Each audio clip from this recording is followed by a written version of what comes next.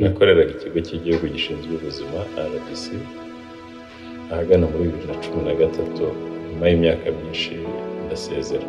Reka nongere mbasuhuze bantu banjye, mbifurize kugubwa neza mu byo murimo gukora byose.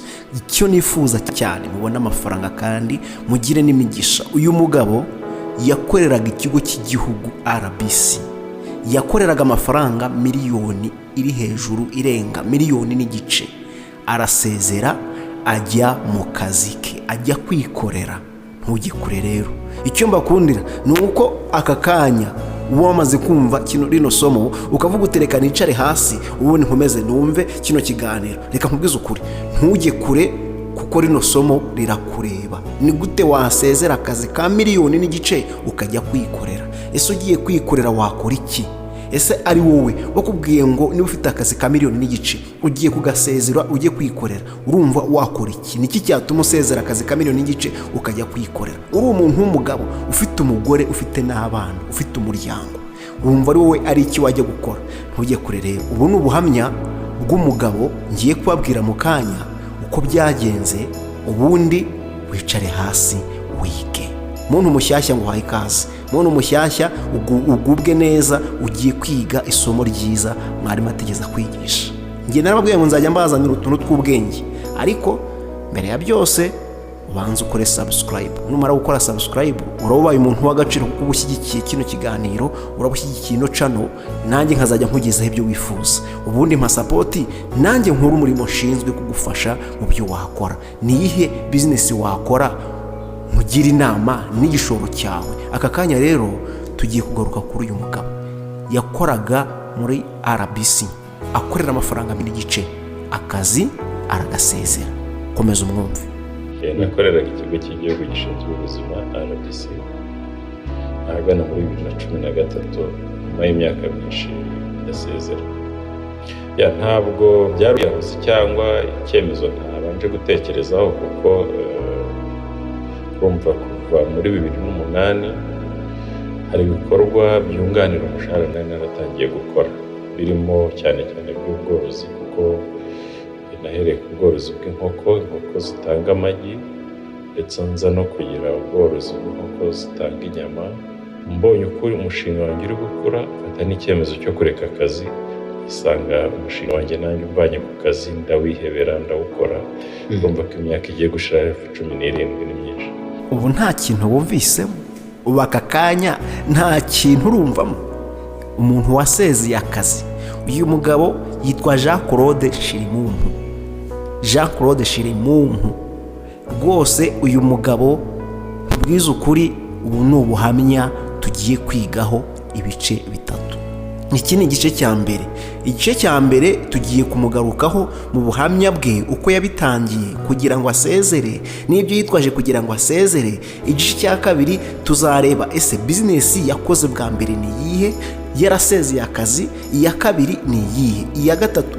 Ku gice cya gatatu nibwo tuzabigarukaho neza kugira ngo byumve neza. Bivuze ngo ntuzacikwe n'ibyigisho bitatu bikurikirana. Icyigisho cya mbere ni icy'uyu munsi, icya kabiri ni ikizakurikiraho, icya gatatu nicyo cy'ejo bundi. Rero ibyo byisho ntibizagucike, kuko icya mbere kugira ngo asezere akazi yigomwe miliyoni n'igice ni uko hari ikintu yari akurikiye. Rero ahangaha niho tugiye kwigira ni iki wakora kugira ngo byaze umusaruro amafaranga yawe, kugira ngo ubashe gukorera ariya mafaranga. We nibura yasize akazi ke karamuhembaga miliyoni n'igice, akemera akagasiga akajya mu bworozi. Ubu bworozi yagiye gukora ni ubuhe? Rero hari ikintu cya mbere tugiye kubanza turebeho.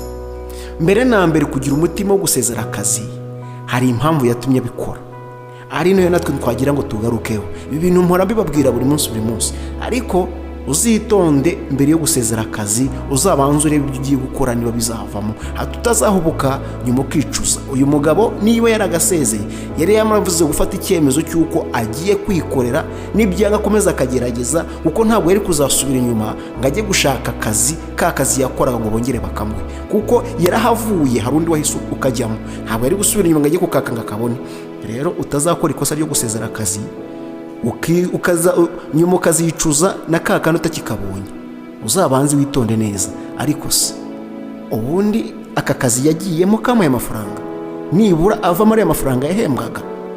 cya kabiri, ni iki cyamuhaye motivasiyo yo kugira ngo ave mu kazi ka miliyoni n'igice ajye kwikorera? Ni iki cyamuhaye motivasiyo? Ntabwo yakurikiye iyi channel yanjye, ntabwo yagiye kuri YouTube ngo asacinge n'iki nakora, ye nta nubwo mwarimu yigeze abimwigisha. Ngiye kubakopeza rero ikintu cyatumye ava muri kano kazi. Kurikira. Abanyakenya ahagana hari training nigeze gukora igihe kirekire muri Kenya mu bintu bya communication. Ya hoteli nabagamo mu gitondo kare kuko nkunda gukora siporo cyane mu gitondo. Iyo nabaga ngiye kujya muri siporo narebaga ukuntu abo twita abakozi ba leta nibo bazinduka bafite utumodoka tw'udukamyoneti dupakiye amakaroti, dupakiye imboga, abandi bapakiye amagi. Nkakunda kubaza icyo kibazo, nkabaza nti se ko hari abantu ari abakozi ba leta kuki babikora kuri ati no tibara nibo bakire dufite. Ataragenda akabiparika ahantu kuri restaurant akigira mu kazi, nimugoroba akaza kwitahana ibiryo by'amatungo bityo agatera imbere.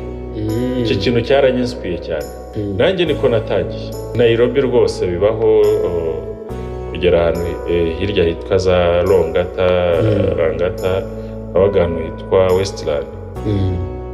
Nkumva biranshimishije cyane, nkabona na hoteli turimo abakozi bakoramo nibo bazana imboga, nibo bazana amagi. Nkakunda kwiyenteresa rero kumenya se kuki ati no ati hejuru umushahara tubona ukwezi kujya gushira hoteli iri kutwishyura ibikubye kabiri cyangwa gatatu umushahara. Noneho nza kubazamo umwe twari tumenyeranye twakoranaga siporo, none se ko baguha byinshi by'inshuro 3 cyangwa enye kuki utarahireka akazi? Ati wata akazi buriya na adresse kazi nkafite nka adresse tumamenyana n'abandi, nkaba naha hoteli nkoramo ariko by'umwihariko n'abandi nkamenyana nabo. Icyo kintu cyaranyinspiye cyane, numva mu bihe byiza nagize n'abo twari turi kumwe barabyibuka. Ni ibintu numva byanshimishije kandi nkabishyira mu bikorwa. Amagambo y'ubwenge kandi ibanga ry'abanyabwenge yitwa Jean Claude. Uko yatangiye wabyumvise, n'ibyamuhaye motivasiyo yo kugira ngo abashe gukora, kugira ngo abashe kugira umutima ukomeye, abashe gusezera akazi kamuha miliyoni n'igice. Urumva ubuhamya burebure. Niyo mpamvu utazacikwa na bino biganiro bibiri, imishinga ibiri yagiye gukora, nawe uvuga uti nibura uko byagenda kose ngiye kwishyiraho umutima nanjye ngende nkore biriya. None se Jean Claude wagize umutima ukomeye wo kugira ngo abashe gusezera leta, ajye mu kazi ke, ajye kwikorera, ari uko abonye ibi bintu ngiye kukubwira. Yari ari muri Kenya, ari mu kazi ashinzwe, ari muri training ye, agiye kubona abona abo bakoranaga cyangwa se bagenzi b'abaminisitiri bakomeye mu gitondo cya kare ngo barazinduka n'agahirigisi, abandi mu n'ingorofani, abandi n'iki kujya kugemura imyaka. Niba iriyo yabahaga yahinze cyangwa se ari umucuruzi w'imyaka, icyo tuzi cyo nuko byamuhaye motivasiyo kugira ngo naho abashe kubikora. Yabonye bagenzi be b'abayobozi bakora mu nzego za leta bahembwa amamiliyoni, yenda banahembwaga amamiliyoni arusha ye. Wibuke ko yakoreraga miliyoni n'igice. Arangije abona mu gitondo saa 11 saa 12 bagenzi be barimo barazinduka n'uduhirigisi n'iki n'amamoto n'amagare bapakiye imyaka agemuye ku isoko, cyangwa se agemuye muri restaurant, cyangwa se agemuye muri hoteli runaka. Ariko icyo tuzi cyo nuko mu gitondo yazindukiraga mu kazi, akabanza akagemura imyaka, ubundi agahita asubira mu kazi ke k'ibyubahiro ka leta, cyangwa se keza kamuhemba amafaranga twita kariyo meza. Arangije abitekerezaho, yumva bimuhaye motivasiyo. Abaza bagenzi be bari baraho atari ko se kukindeba aho kugira ngo muzinduke mwitegura mujya mu kazi mushinzwe, ahubwo mubanza mukajya kugemura imyaka, mukabanza gukora ibingibi.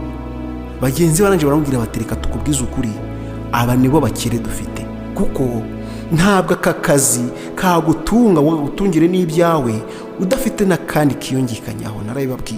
Narababwiye nti niba uzi ko ufite business imwe, uzitegure ko byanze bikunze iyo ntiyagukize bikugeze hehe, kuko isaha n'isaha yo yahomba. Nabo niko bamubwiye, business imwe iramutse ihombye ubwo uricara. Niba ufite ikibazo byanze bikunze uricara. Reka tuguhe urugero rw'uwo minisitiri wo muri Kenya. Niba afite akazi ku minisitiri, ejo bakamwirukana, byanze bikunze ashobora kuzagenda akicara ukwezi, amezi 2, umwaka, cyangwa se burundu, bikaba ngombwa ko atazongera kubona kandi kazi byiteka.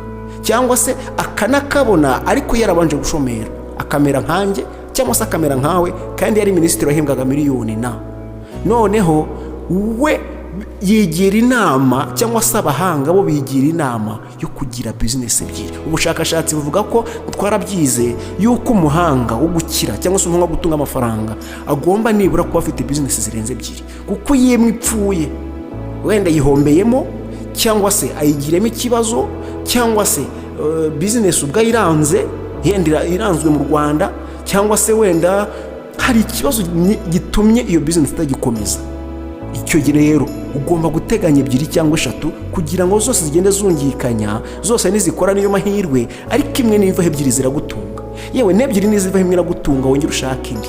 Si byiza gukora umurimo umwe. Uyu mugabo Jean Claude abitekerezaho nawe bimuha motivasiyo yo kujya kwikorera, nicyo kintu cyamuhaye imbaraga zo kujya kwikorera. Iyo atabikora kuriya ntabwo byari kuzakunda. Arangije arataha yibaza ukuntu minisitiri ajya gucuruza imboga, ajya kwikorera inyanya, ajya kwikorera intoryi n'amashu nawe ubwe, kandi nawe ari mugenzi we. Arangije aravuga ati ibi ntabyo wana, nanjye ngiye kubikora gutege ntabikora.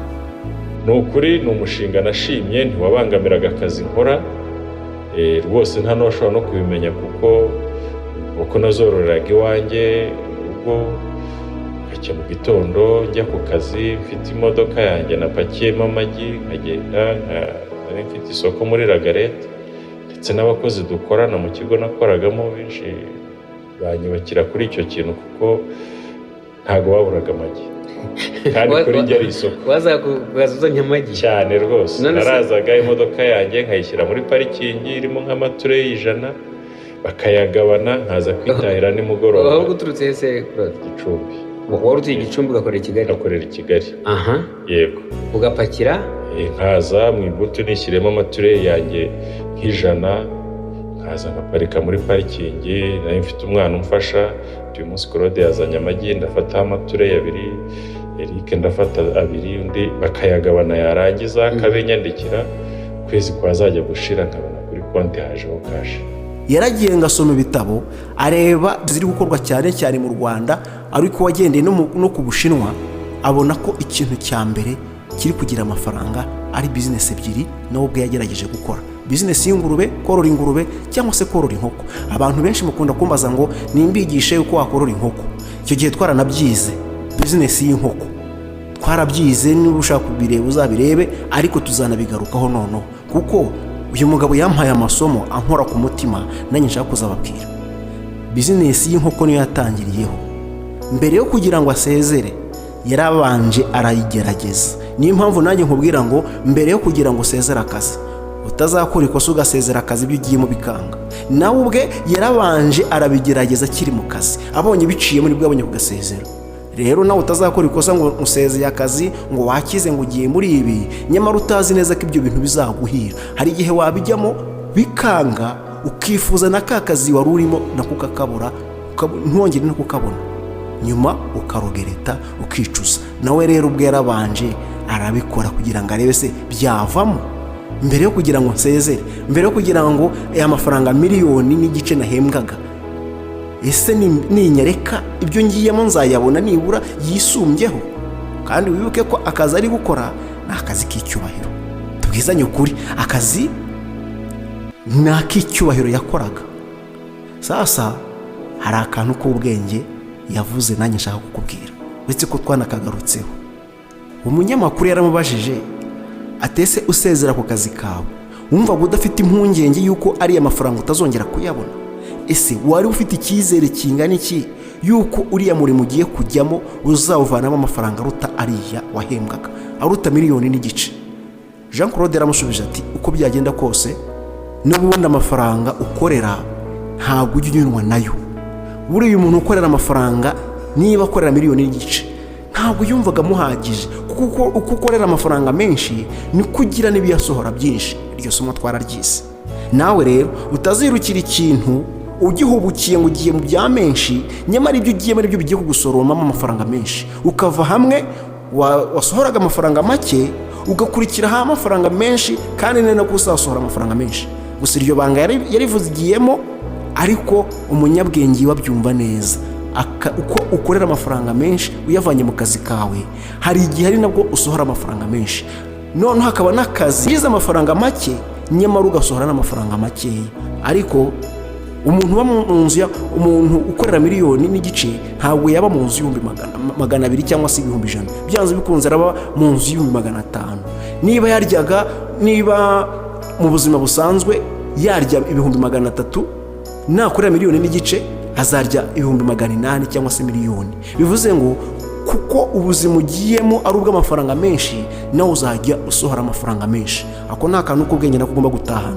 Rero tumenye ubwenge bujyanye n'uyu mugabo guhitamo bizinesi, akabasha gusezera akazi ka 1.5 miliyoni akajya kwikorera. Ni imbaraga abantu benshi batabasha kugira, ahubwo usanga abantu bavuga bati ngize amahirwe kari akazi nkakabona. Ntabwo byakunda. Rero ntuzajye kure, ubutaha tuzareba ese bizinesi yagiye gukora ebyiri zagiye kuvamo ariya mafaranga ni izihe. Gusa ibanga nakumenera ni uko yagiye korora inkoko agatangiza amafaranga make kugira ngo azisuzumireho. Ayo mafaranga yatangije nayo wayatangiza. Icya kabiri, yagiye mu ingurube amafaranga yashoyemo nayo wazitangiza. Ni nkeya cyane pe, ingurube 5 nayo ubwayo wazitangiza. Arangije abona gusezera akazi kuko ari kubona ko ibyo ari gukora biri gutanga umusaruro kuruta ibyo wowe utatekereza. Rero ntabwo ndi bwizimbe mu magambo, reka nsoreza aha ngaha. Gusa ndatekereza ko nkubwiye ibintu byiza. Nguhaye imfashanyigisho, nguhaye introduction yo kugira ngo icyigisho kizakurikiraho uzamenye neza ngo bizinesi nziza y'ubworozi ni ubu ngubu. Umuntu wasezeye akazi ka 1.5 miliyoni yagiye kuyikora ni iyi ngiyi. Nanjye ubwanjye nayikora.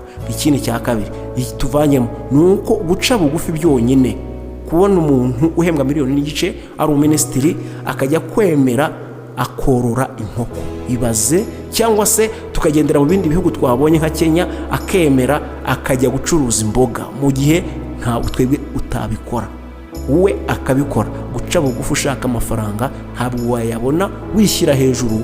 Hari undi uri guca bugufi, uri kuyahingira, uri kuyatunukira, uri kuvunika, mu gihe wowe ugeretse akaguru kandi amafaranga azaza gutese. Ariko ubu tuvugana uyu mugabo ntabwo ari kwicuza kandi arimo arashima Imana kuko yahisemo neza. Rero nawe mbere yo gusezera akazi banza uhitemo, kandi uzahitemo neza, ibintu bizagufasha. Reka ngushimire rero, nakagaruka ntuzacikwe n'ikiganiro kizakurikiraho ubutaha kandi kizakugira umumaro. Urakoze.